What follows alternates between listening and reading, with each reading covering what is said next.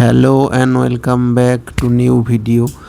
আজকে আমরা এসেছি শ্রী পঞ্চলিঙ্গ নাগেশ্বরা টেম্পেলে, যেটি বেগুরে অবস্থিত। তো এই মন্দিরটি আজকে আপনাদেরকে ঘুরে দেখাবো। আপনার মন যদি অশান্ত থাকে তাহলে মনের শান্তি খুঁজে পেতে আপনার নিকটতম যে কোনো ধর্মীয় স্থানে আপনি যান, সেটা মন্দির হোক, মসজিদ হোক, গির্জা হোক, দেখুন আপনার মনের যে অশান্ত অবস্থা সেটা কেটে যাবে। খুঁজে পাবেন এক নির্ভেজাল শান্তি। তো আজকে আমরা এই মন্দিরটি ঘুরে দেখাবো আপনাদের। এই মন্দিরটির পাশে রয়েছে একটি বিরাট বড় লেক, যেটি হলো বেগুর হ্রদ। ব্যাঙ্গালোরের যে প্রকৃতি সেটার অনেকাংশ এই লেকের উপরে নির্ভরশীল। দেখুন লেকের ওই পারে বেশ কিছু বড় বড় ফ্ল্যাট রয়েছে, আর এই লেকটার মাঝেই রয়েছে একটা ছোট্ট দ্বীপ, ছোট্ট একটা আইল্যান্ড। ওই দেখুন ওখানে যে দেখা যাচ্ছে গাছগুলো, এগুলোই হলো আইল্যান্ড। চলুন এরপর আপনাদেরকে মন্দিরটা আমি ঘুরে দেখাই। তো আমরা আস্তে আস্তে এবার প্রবেশ করছি মন্দিরের মূল দরজায়। দেখুন দুই দিকে দুটো হাতি স্তম্ভ রয়েছে। মন্দিরের শান্ত পরিবেশে বসলে প্রত্যেকেরই মন চঞ্চল থেকে স্থির হয়ে যায়। কত মানুষজন বসে রয়েছে দেখুন, অনেকে মন্দির প্রদক্ষিণ করছেন।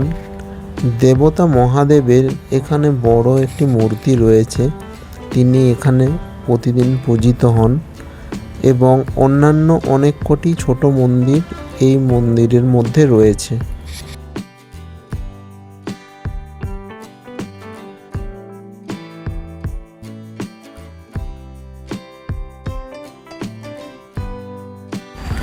এখানে নন্দীর একটি বড় মূর্তি রয়েছে।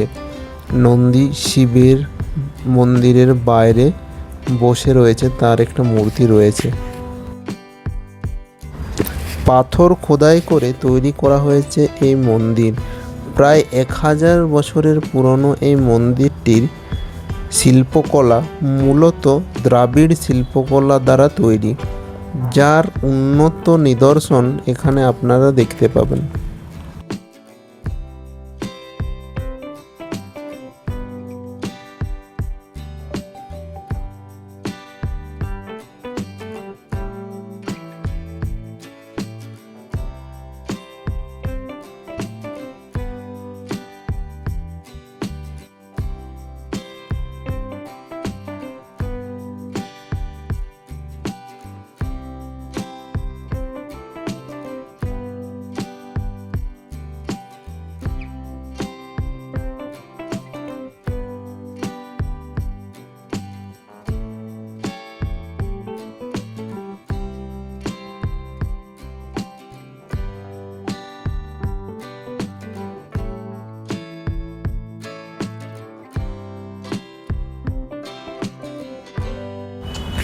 তাই যারা বেগুর, বোমানহাল্লি, হোংসান্দ্রা এই অঞ্চল থেকে ভিডিওটা দেখছেন, তারা এখানে অবশ্যই আসতে পারেন। আপনাদের খুব ভালো লাগবে।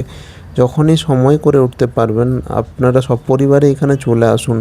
আপনাদের মন অনেকটা শান্ত হয়ে যাবে এবং ভগবানের আশীর্বাদ আপনাদের উপর বর্ষিত হবে।